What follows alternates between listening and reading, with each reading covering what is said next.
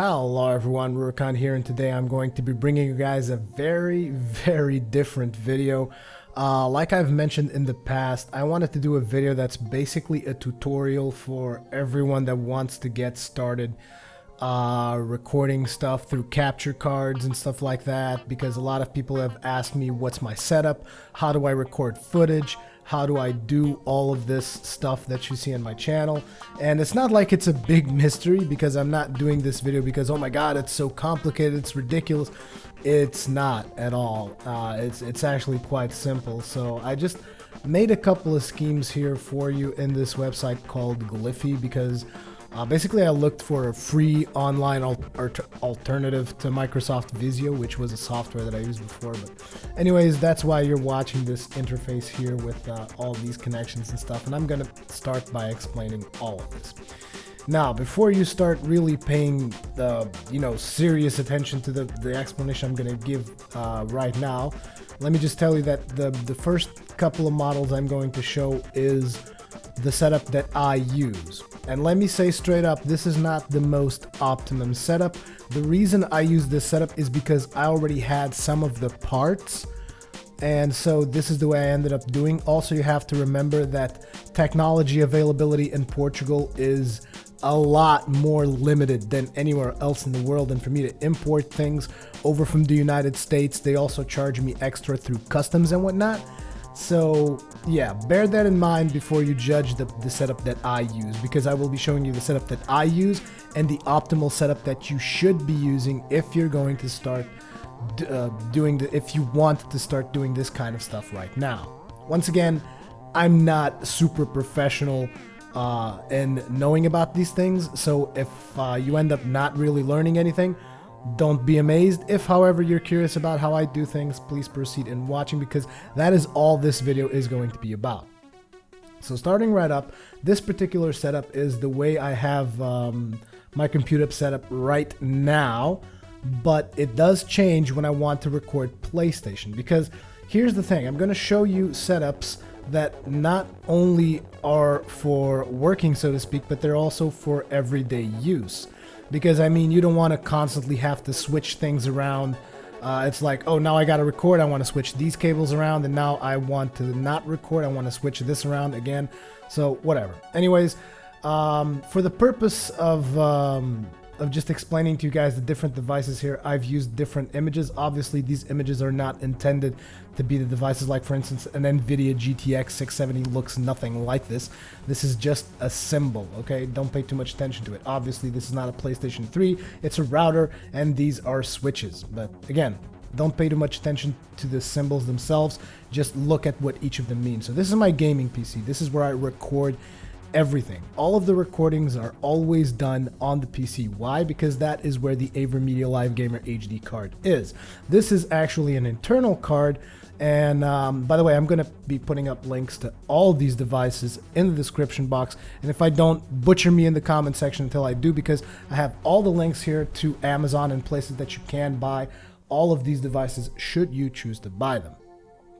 Anyways, why is it important for me to link you the graphics card as well as the Avermedia Live Gamer HD outside the computer? Because for you guys to better understand where each thing connects. So basically, obviously, the computer is connected to the graphics card. The computer is also connected to the Avermedia Live Gamer HD card, but I've left it outside because this schematic can apply to any other outside capture card that you buy with an HDMI that is capable of capturing HDMI. So, for the basic setup for recording actual computer footage, what you do is, obviously, you got your graphics card in your computer, and me personally, I have a dual monitor setup because it actually comes quite handy when you're recording the PlayStation, so that you can control either your face cam or your Audacity and keep looking at it, make sure there's no sudden spikes in audio and whatnot. A secondary monitor is very useful. So I got a dual monitor setup. The secondary one is obviously a crappy little monitor that I found. I connect that one through DVI, and from the HDMI that comes out of the graphics card, so this is where the main display will come out, it actually goes into the Live Media Gamer HD input section, and the output of the Avermedia Live Gamer HD then connects to the computer screen. So what does this mean? This means that pretty much everything that is rendered through your GTX 670 graphics card, well, your graphics card might be different, but anything that's rendered through your graphics card, and bear in mind this assumes that your graphics card has an HDMI out. If your graphics card does not have an HDMI out, this setup will not work because the Avermedia Live Gamer HD records HDMI. So basically what this thing does is everything that goes through your graphics card also goes through the Live Gamer HD, and then there's a pass-through that everything gets sent to your monitor without any delay. Now, what this does is obviously allows you to capture anything that your graphics card produces without actually using any particular software that will slow down your computer. And that is the reason why I like using capture cards, is because you don't have a performance hit like you do if you use fraps.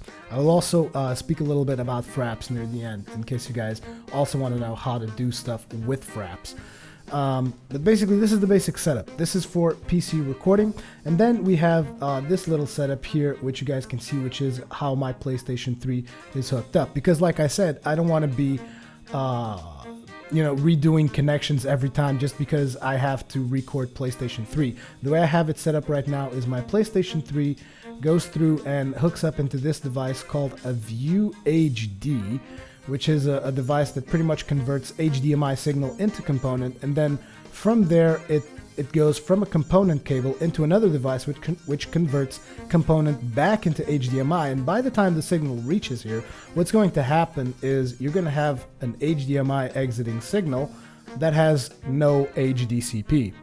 And what is HDCP? That is what encrypts your PlayStation signal. So you might be wondering, why can't I just hook up my PlayStation 3 HDMI cable directly to your monitor display there? Because, well, in this case you actually can, because I'm not recording PlayStation 3 with this setup. So for this setup you can actually just go straight up HDMI into the monitor, but you're not going to be recording PlayStation. The reason I do it like this is because when I want to record PlayStation 3, all I have to do is replace this cable with the one on the PC. And we will see that in the next section. There. This is what we do when you actually want to record PlayStation 3. Once again, you have your gaming PC hooked up to your NVIDIA with a graphics card. It doesn't have to be NVIDIA. I just put NVIDIA there because that's the one I have. It also works fine with ATI. I had an ATI before. Works fine. So I use the DVI once again to the crappy secondary monitor. However, I do not use the HDMI out this time, because the Avermedia Live Gamer HD is going to be receiving input from the PlayStation 3. So what happens here is obviously the Avermedia Live Gamer HD is still connected onto the computer, but you will be having no PC imagery in this monitor. In this monitor, instead, the only imagery you're going to have is the PlayStation 3 one. Now, let me go through a couple of these devices. So obviously, for starters, the Avermedia Live Gamer HD is this card that you guys should know by now, because it was actually, most of you guys actually helped me get this card because I couldn't afford it at the time. So this is the Avermedia Live Gamer HD card, and you guys might be wondering, why don't you use something else like a, what do you call it, the Hauppauge or an Elgato or one of those other graphics cards? The reason is the Avermedia is the only one at this point in time. I believe it is the 2nd of January 2013, just in case you're watching this in the future. But at this point in time, the Avermedia is the only device, I think, I might be wrong, it is the only one that captures 1080p footage at 30 frames a second at 20 megabit bit rating. I think that right now, this is the only device that does this. 20 megabits, 20,000 kbits, yeah, 20 megabits, whatever, 20,000 kbits of bit rating, and at least at a consumer level. I mean, I'm sure there's probably going to be something at industry level that is going to do even better, but it's probably going to cost you $5,000, whereas this one costs you $179. So that is one of the reasons why I prefer using the Avermedia. Now, the devices that I use is this thing over here. View HD HDMI to component is this device over here. Shout out to my friend Anakin with 4 N's. You can check out his channel, youtube.com/Anakin with 4 N's. And he was the one who actually got me into this. And the reason I actually purchased this device in the first place was so that I could record PC footage through an Apage that I used to have, because the Apage only captured component.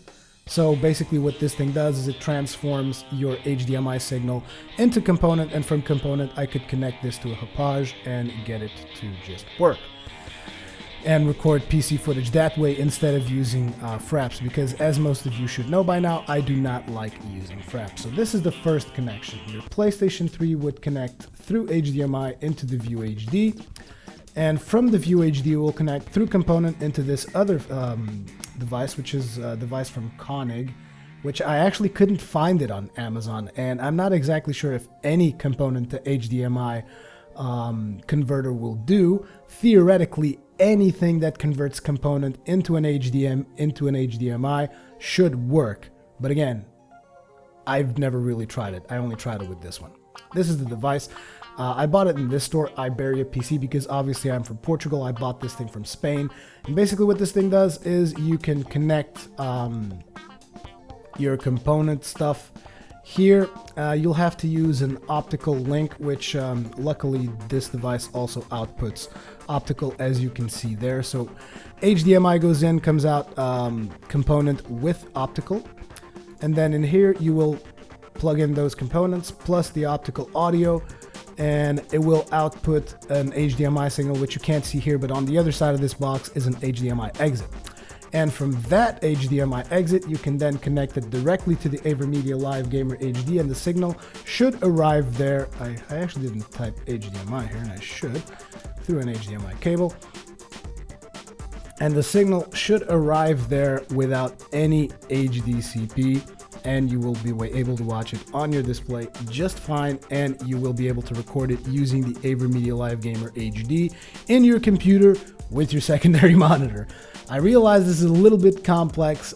It actually is easier than it sounds. You don't even really need a secondary monitor. You can just set everything up with the Avermedia, because it has this button that you see over here, and this button pretty much allows you to record or stop recording without actually requiring the use of your monitor.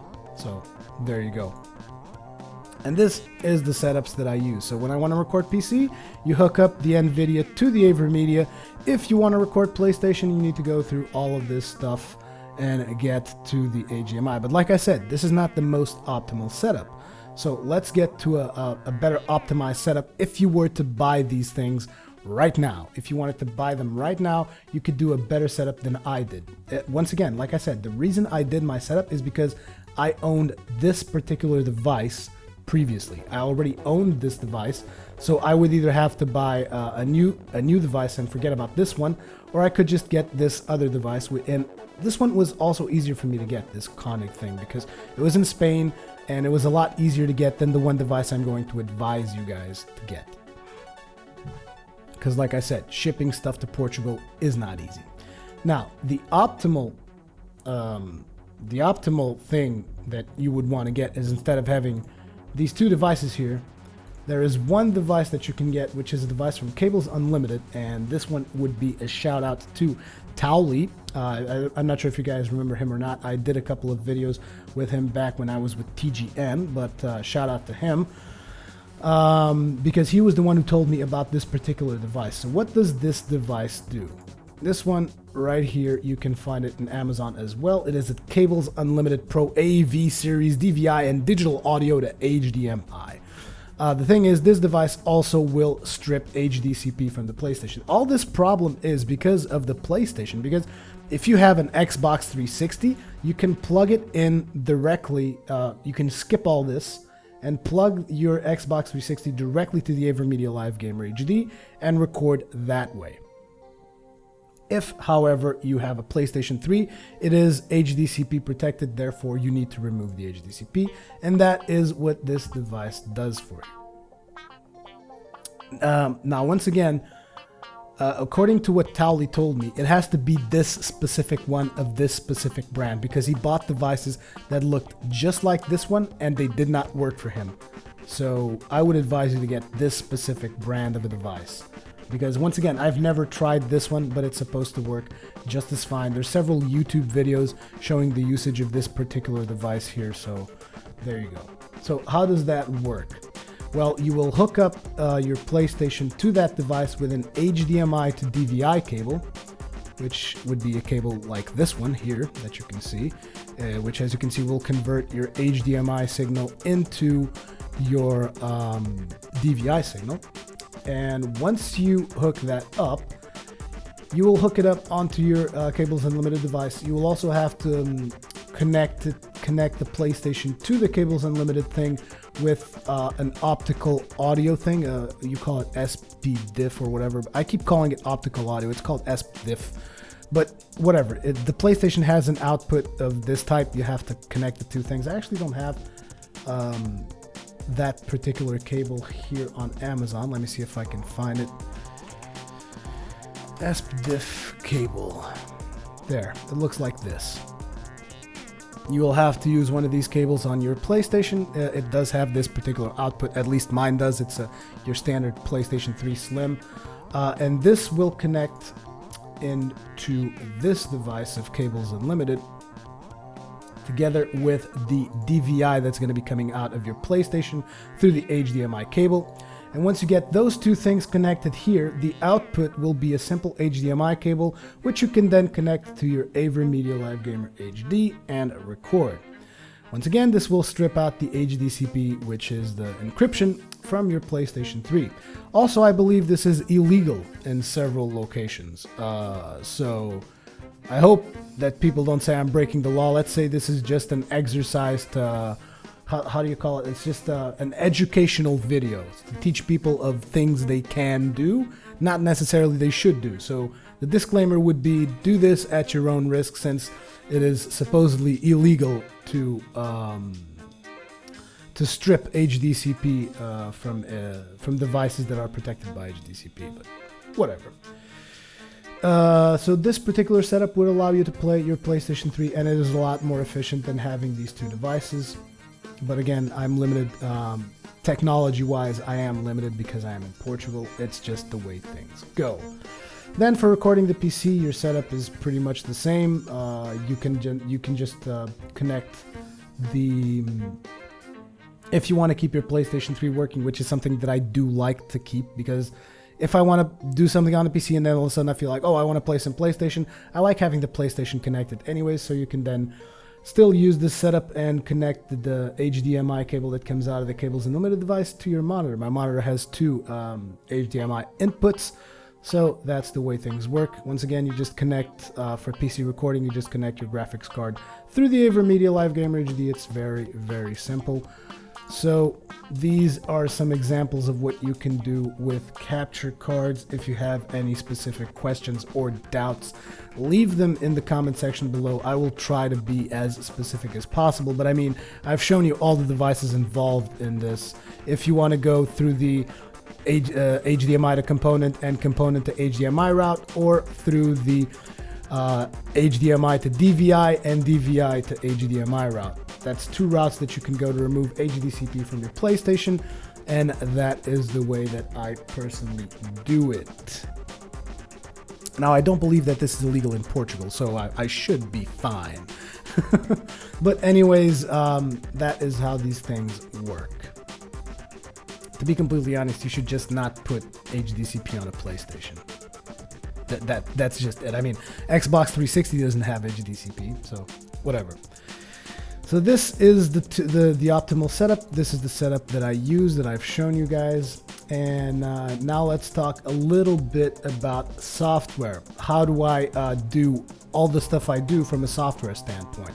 So on the PC side of things, if I'm doing a facecam video, which is not the case, I will use AVS Video Recorder, because it is the only decent, and I say this very, very loosely, because it is not that good of a webcam software, but I could not find any decent webcam software on the PC. Like, I've literally used several webcam softwares to do the whole face cam thing on a lot of my videos, and this is the one that I've had the best results with so far. It is also free, so you can go ahead, download that, and use that to record your webcam.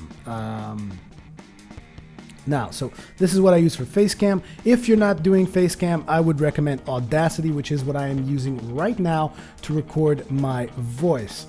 Hardware-wise, you should also have a condenser microphone. It helps quite a bit. I actually did not look up the microphone that I am using, even though I really should. So let's see. I have a T.Bone. I keep forgetting what's the thing of this. Actually, that's I'm an idiot. Yeah, look for T.Bone. T.Bone microphone. Yeah, there we go. T.Bone mics, Salmon. Let me just look it up here a little bit. I don't think it's this one. Oh yeah, I remember. Never mind. It is the SC440 T.Bone. And I believe they have a podcast bundle, if I'm not mistaken. Yes, this is the microphone that I have. It was actually pretty good. It's actually cheaper than it was when I bought. No, it's not cheaper. Never mind. Because I bought it for 99 euros with packaging. And at the time, I think it was 79 euros. But anyways, what this will bring you is a microphone, a pop filter, a boom stand, USB extension cable, and obviously the microphone itself with a shock mount. So there's a lot of stuff that comes in this podcast bundle. So if you're just starting out and you want to get a good sounding microphone, I cannot advise this microphone enough. It is very, very good. I've been using it ever since I purchased it, and I am incredibly satisfied with it. I'll try to put a link in the description below for this microphone as well. So obviously you should use a condenser mic, or if you have a good microphone, just ignore everything I said. Just use whatever you want. But my advice is, if you don't have a microphone, you're looking to get a condenser microphone, you should get that one. So in order to record your voice, use Audacity. In order to record Facecam, use AVS Video Recorder. That's the way I do it. If you don't use a capture card like I do, the Avermedia and whatnot, you will be forced to use a software solution. There's currently 3 software solutions that I've used, and Fraps has always come out on top. So Fraps is obviously one of them. Everybody knows about Fraps. There's another thing that you can use called the X-Story, which also does some decent recording, although I've mainly used it for live streaming. And then there's another software now, which is very, very recent, which is Open Broadcaster, which is also mostly used for live streaming, but also supports recording. Now, I have not tested Open Broadcaster's recording capabilities yet, because obviously I use an Avermedia, but just know that that possibility is there. So you could almost say Fraps or Open Broadcaster or the X-Story. There. These are 3 softwares you can look into and check out in case you are not using a hardware capture solution. So anyways, this is the way I record things. So through Audacity Video Recorder and my capture card, everything will end up on the PC. Now, I don't do editing on the PC because I actually have an iMac that I use. And it's also very convenient if you have the chance to have a computer just for editing. It's very convenient because what happens is, in times where you feel you need to record more, what you do is you record, you edit, you put to render, and then you go back and you record some more while it's actually rendering. That is the reason why I do that kind of stuff on my iMac. So basically, you get 2 things in your computer once you're done recording. You will have your commentary footage, which will either be Facecam or Audacity audio, and you will get your gameplay footage, which will either be through your capture card or Fraps. You will then send both those files to Adobe or whatever. Me personally, I send them to my iMac. And for my iMac, I use Adobe Premiere CS6, and the reason it has to be CS6 to me is because the format, the video format that the Avermedia Live Gamer HD uses, If I use MP4s, I will have sync issues, so I need to use a special format that they have, which is .ts, and only CS6 supports that on the Macintosh. Now on the PC, I've seen it work with CS 5.5, so you got some choice there.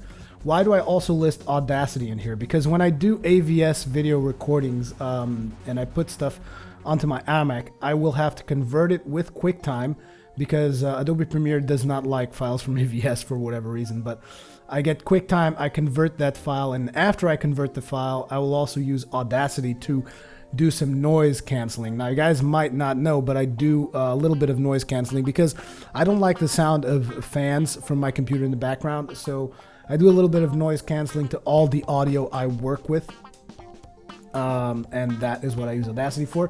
Then everything will get edited and rendered through Adobe Premiere. That is the workflow that I personally use.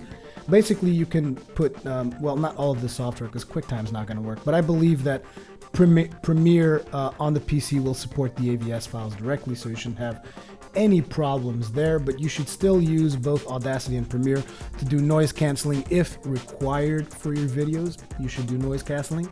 And you can just move this software stuff over to the PC and work everything through the PC if you so desire.